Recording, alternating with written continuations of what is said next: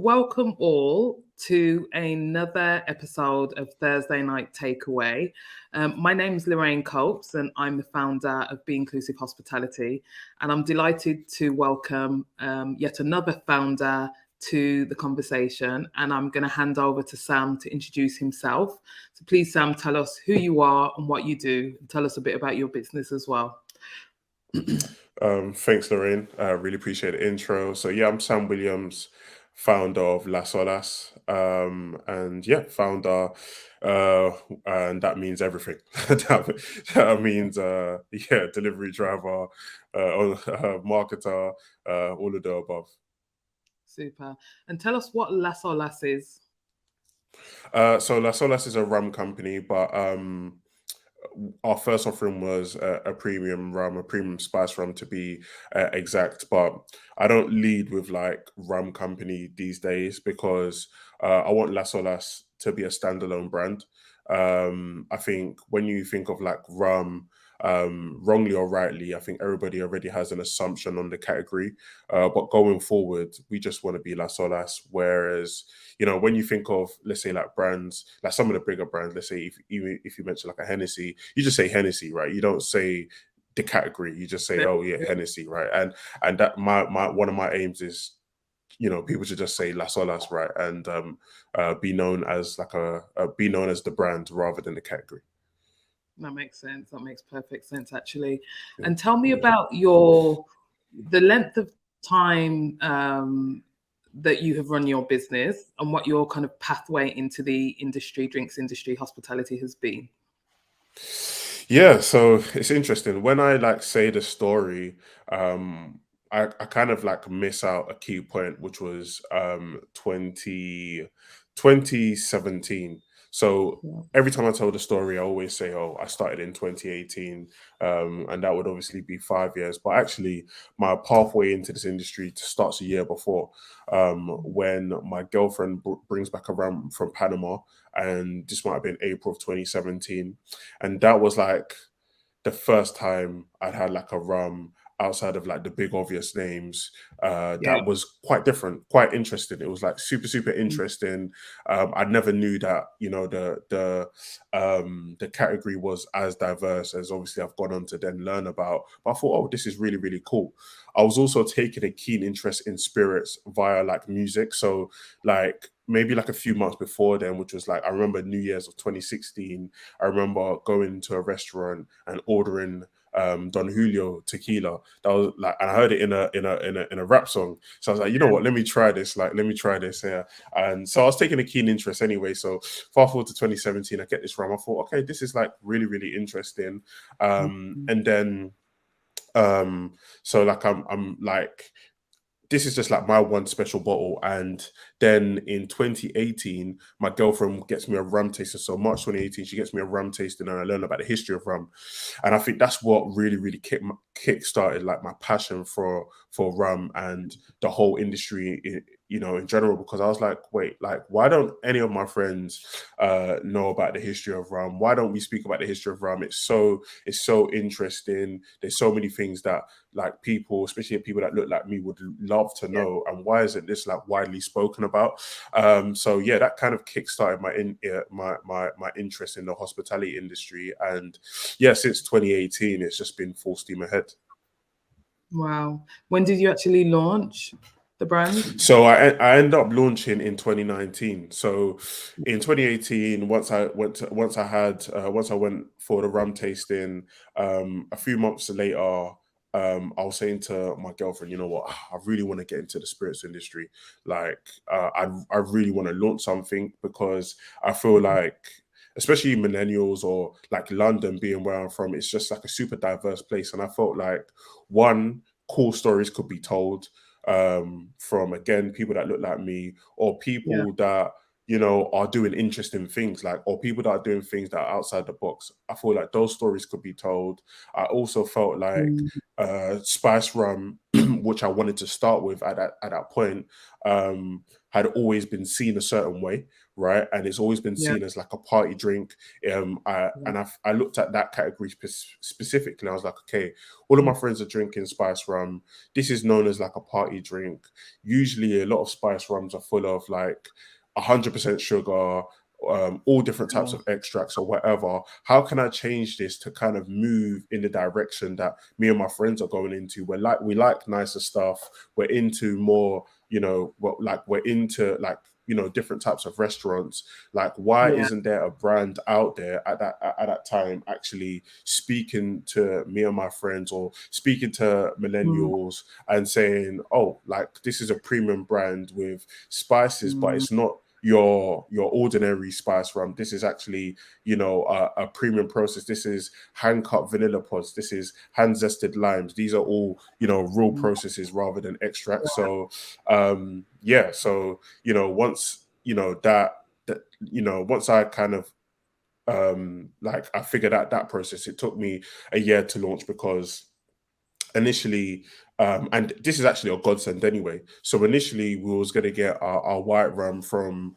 a place in England. There was like one rum distillery in England at that time. Like, now there's like loads of rum brands, but there was literally one rum distillery or yeah. two at that time, and it was in England somewhere. And then, long story short, they eventually was like, oh, you know what, your contract's too small for us, so we can't do Mm, it. So at that point, actually, mind you, I had told people, listen, I'm launching a rum brand and whatever. And then this distillery just says, oh, your contract's too small for us. And I think they had like change of management. So we was a mm, bit in a pickle in 2018. And then I just using my contacts, I just like start. This is like the craziest story, and I'll actually like mention name by name, because yeah. the guy who actually helped me eventually is the founder of Hawksmoor. So basically, Mm, some guy, a guy that's in my group chat, he's a football mm, coach, and he trained the son of the founder of Hawksmoor.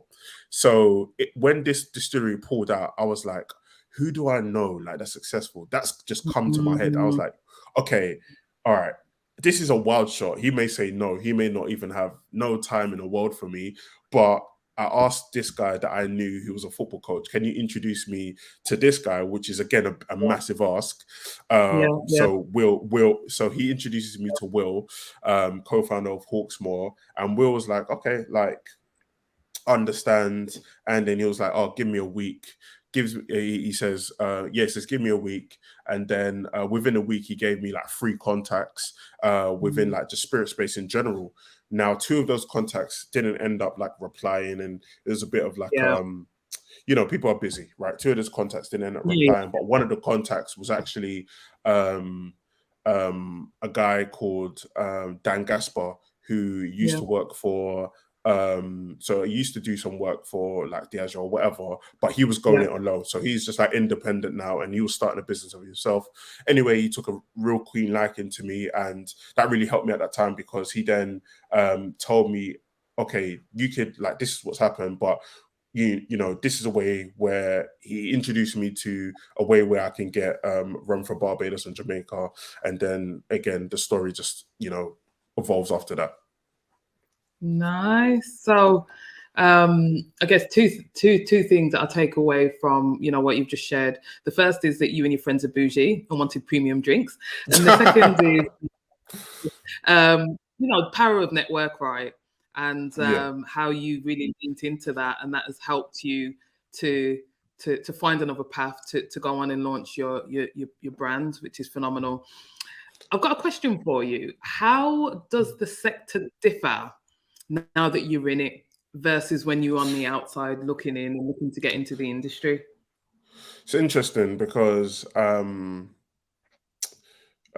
there's 2 things. I don't know. I don't know if Mm. you mind me going back to the power of network, but I'll go back to that in a minute. But Yeah, in regards to how this yeah, how okay, in regards to how the sector differs, yeah, so initially I was an electrical engineer, and I quit my job in 2018, right? And this is another thing I say to entrepreneurs is sometimes you just got to take the leap. So I took a leap of faith in 2018 without an idea, right? And you know, I've been figuring it out ever since.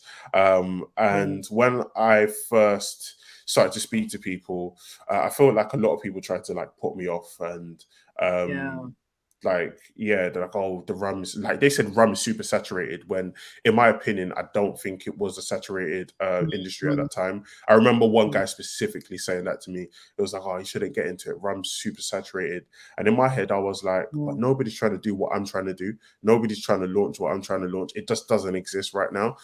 So that was like great that I had like the self-confidence to just Yeah. like ignore that. But yeah, like Mm. I feel like as well as so finding out rum isn't as saturated as what was being said, or what was as what people wanted me to you know, Yeah. believe in, that it was saturated. So finding that out, and then um I'd say uh like I knew, you know, scaling or thinking about scale would be difficult, but initially, and again, like who knows like what's the reason, but initially I felt like the entrepreneurship side of things would be easier than what it actually turned out to be.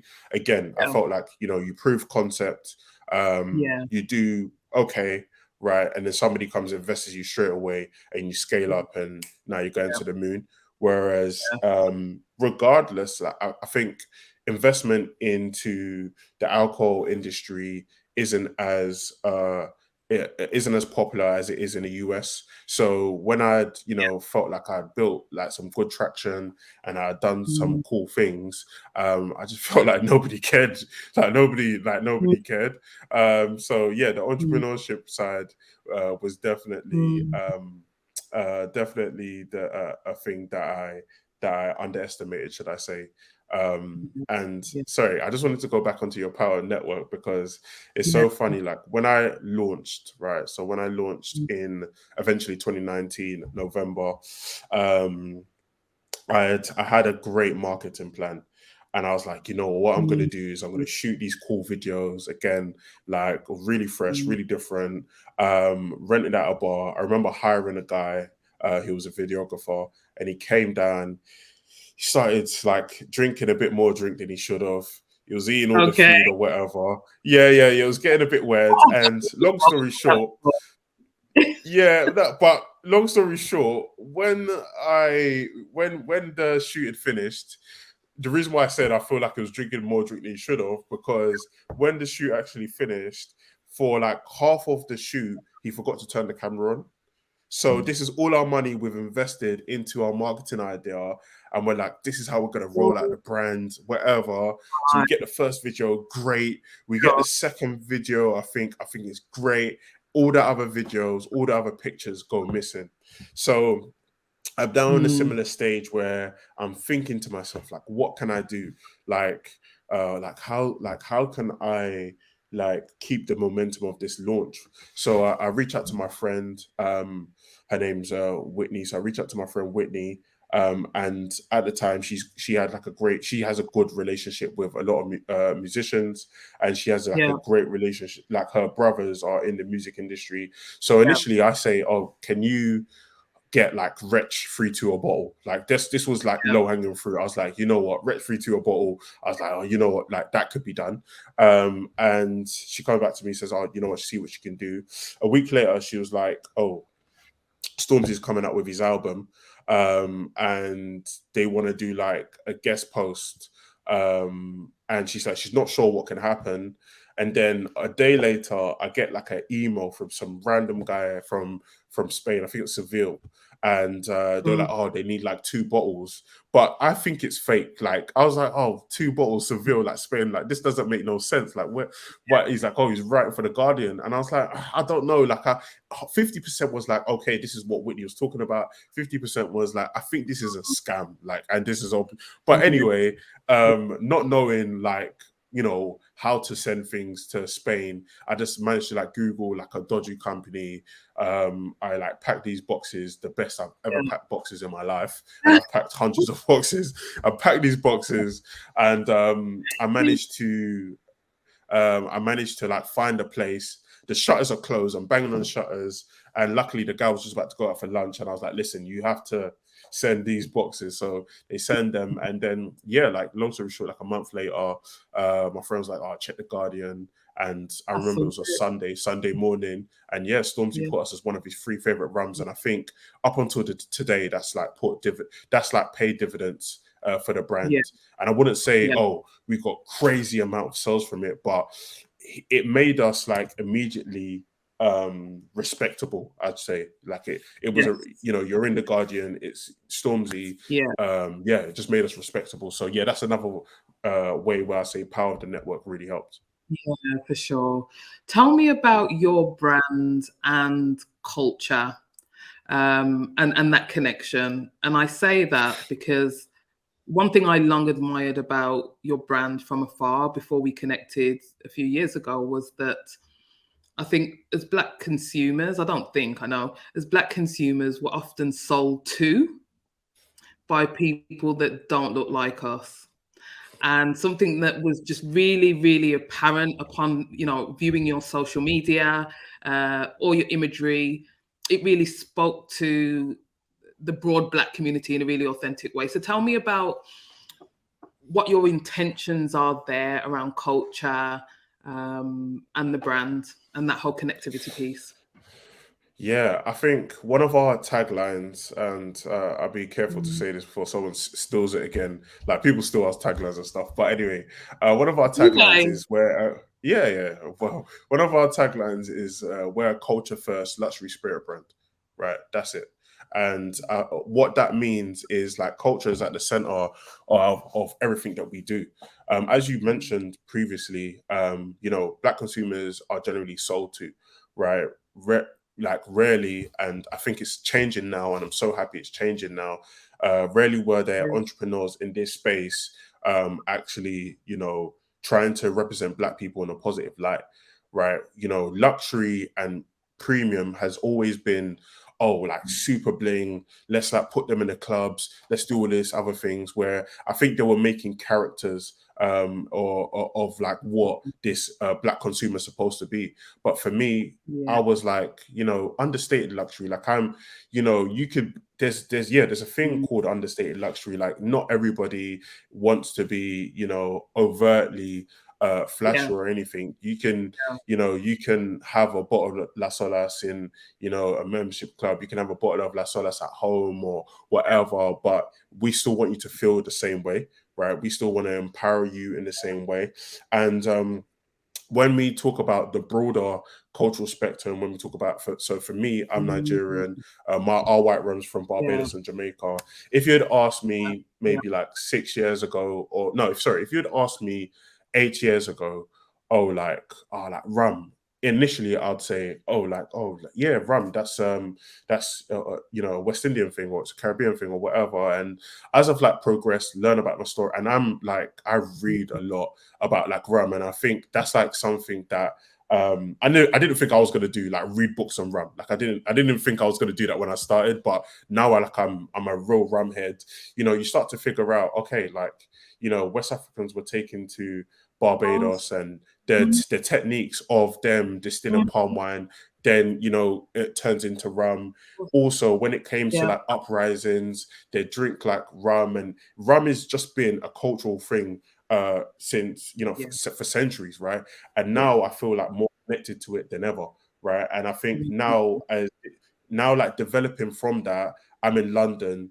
What I want to represent is like London culture, the diversity of London, but also doing it in a way that's like true and authentic to me, yeah, authentic to the people that's come before me, authentic to people that's going to come after me, but you know, showing London in a real cool way, in a real way, and showing people that, you mm, know, not just look like me, but my friends that may not look like me and stuff like that, that, you know, this is how we move, this is what we do, this is like the places we're in, like, and capturing those images and capturing those videos. And as we progress, you know, I mentioned our rebrand at the start of the call. We're yeah, going to tell more stories. We're going to tell more yeah, stories as a nice, brand, in a real cool Mm. way, and highlight some, highlight individuals, highlight cool things, highlight people doing things that are outside of the box or that you don't expect, in a really unique way that I don't think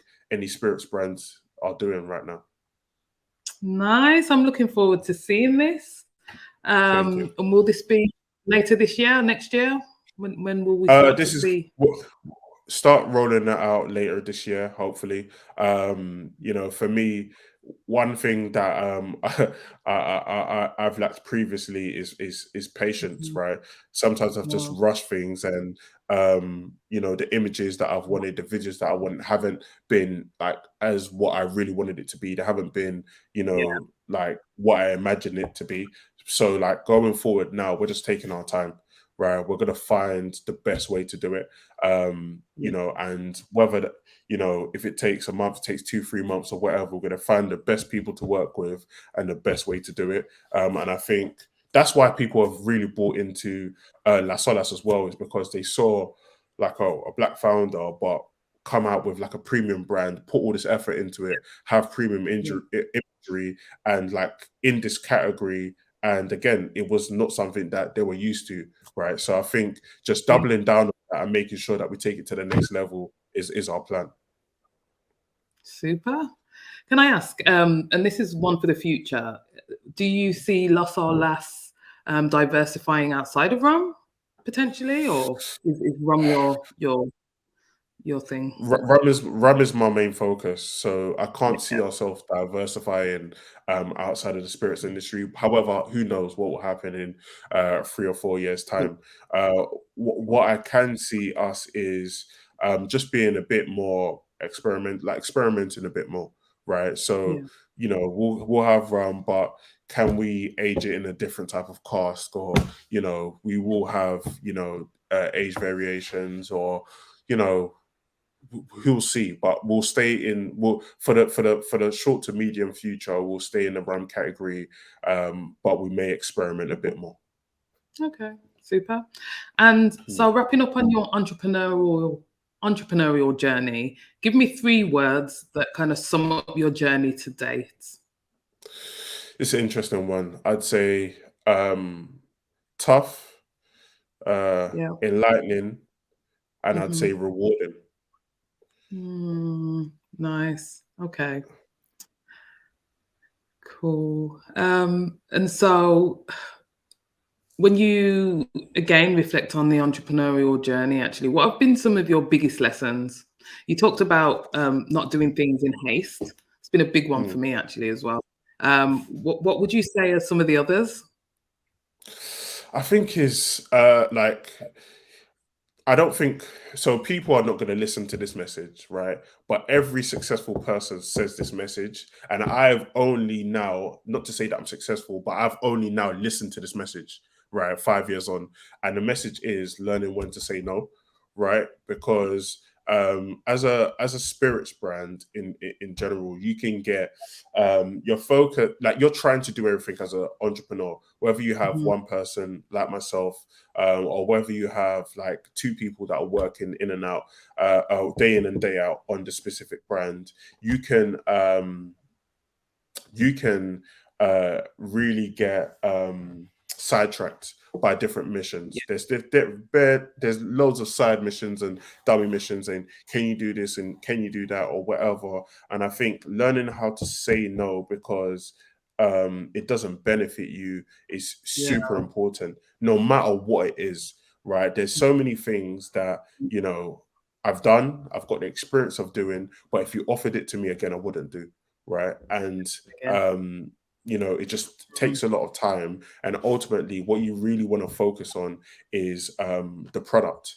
And somebody said that to me, an advisor, a key person said that to me about 2, 3 years ago, was, all right, cool, you're building this really cool brand, I feel like it's culturally relevant or whatever, but the actual liquid itself, right? Like, what are you going to do to make sure that people know that this is a great liquid? Like, where's your focus on that? And for me, I myself, thought it was a great liquid.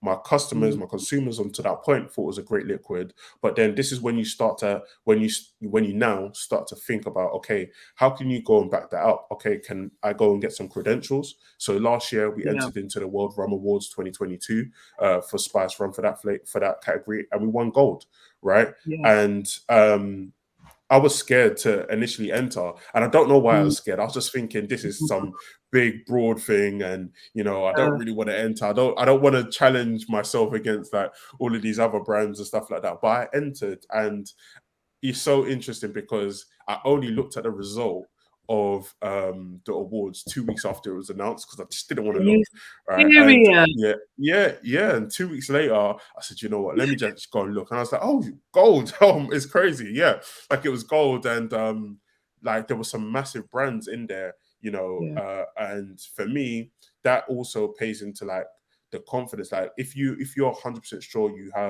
um you have a great liquid, yeah, you don't always need external validation, but I think Yeah. for the trade and for scaling up, you 100% need to test them Mhm. against other liquids and make sure Definitely. that it's up to par, right? And I Yeah. think that's super important. So yeah, focus and liquid credentials are 100% Mm. like, yeah, the key things I would tell entrepreneurs. Super. Tell me what excites you about the future of the drinks industry and hospitality in general? I think the hospitality industry is like super interesting. Like I Mm. love and thank like thank our lucky heavens we managed to bring on a sales and cultural rep now to who's joined the team, Henry. Super. And but before that, when I'd go more to like bars, restaurants, and speak to bartenders and stuff like that, it's such an interesting community. Like you get to know different people, and I think the hospitality industry, slowly but surely, is becoming way more diverse, right? There's people from, all different walks of life that you can speak to, Yeah. from not just bartenders, but now owners, right? You have Prince of Peckham that's, doing their thing. They're now opening an upper secondary site, and Yeah. there's more, Also, there's more owners. Yeah, there's more owners like that are coming, which I think is really cool. I love the new wave of entrepreneurs, right? The new wave of yeah. entrepreneurs is really cool.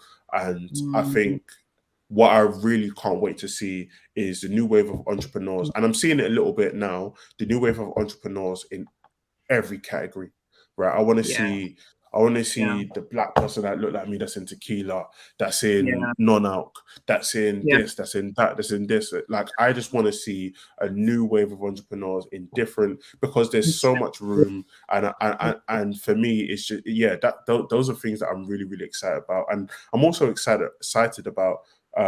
Again, we don't say we're in the rum category, but I'm also excited about like what they've always said that rum's the next gin, and I think tequila kind of came in there and barged its way in there Mhm. now.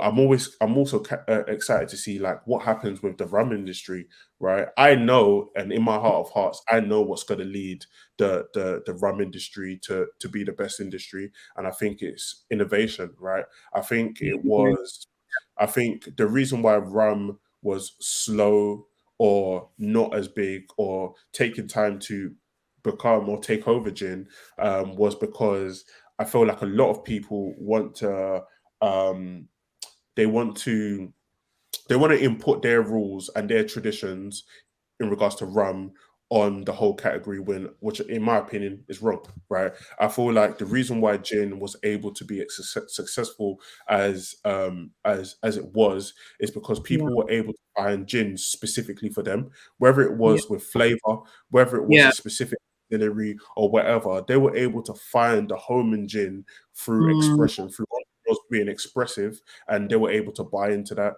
And now, as like a rum founder, again stepping into the spice rum world, I feel like that expression of our spice rum, we're gonna have a whole set of consumers. Someone else's expression of their spice rum, they're gonna have a whole set of consumers, and all of a sudden, you have people who traditionally I never liked rum, which is something I've always heard.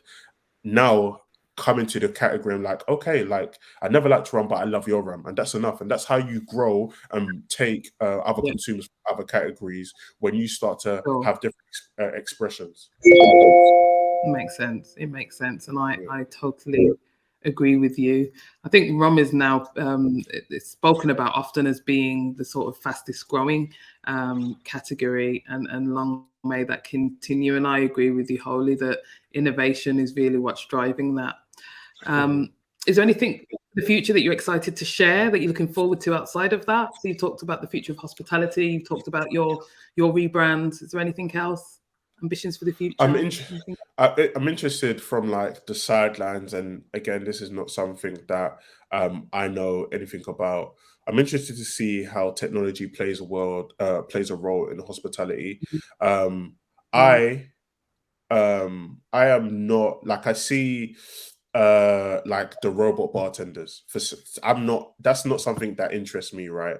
And I Mhm. feel like the bartenders and the people are what really drive hospitality, like that real physical connection, having a conversation, speaking about like I Mm. remember going to a bar the other day, I think it was Seed Library, and speaking to those Mm. bartenders there, and just having a chat, like that camaraderie. I think you won't get that from a robot. However, I'm interested to see in other ways, how does technology come into the hospitality industry, and what's going to Mhm. be the biggest thing that changes it? What can we use that work, that you can work alongside, a bartender or whatever, that really shakes it up Yeah. and improves it? Like I'm interested to see Mhm. where it is. I don't know what it will be. Maybe in 10 years time we'll know, but yeah, that's what I'm interested Yeah. to see.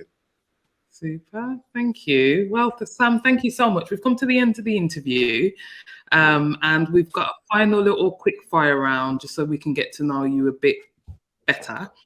So I've got a few questions for you that I'm just going to fire out. So the first one is, what's your favorite smell? Ooh, interesting. Las Olas spice rum. Of course. Yeah. Your favorite season? Winter. Everyone hates me when I say that. What, winter? Okay. Yeah. Favorite number? 5. It was the date my daughter was born, on the 5th of March. Oh, oh, nice. Favorite time of the day? 5 a.m. Okay. I wake up at 5 a.m. every day. Do you? Yeah. Favorite color Blue. and favorite drink? Surprise me. Favorite drink. This is interesting. Oh, I'm not what gonna you're gonna say a tell me? rum drink. No, because it's obvious if I say my drink is my favorite drink, but outside of my drink, right, being my Mhm, favorite drink, I'm going to say uh Jose Cuervo La Familia mhm. Reserva edition. Mhm. That extra añejo, that tequila there is probably Yeah. my favorite tequila. So yeah. Nice. Nice. Well, super. Well, Yeah. um, thank you for joining me. It's been, wonderful to speak to you. Really excited to see what unfolds in the future for you and your brand. So please keep in touch.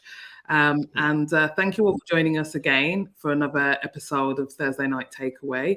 And you'll see us at the same place at the same time in a fortnight's time. So we will catch you then. Thank you.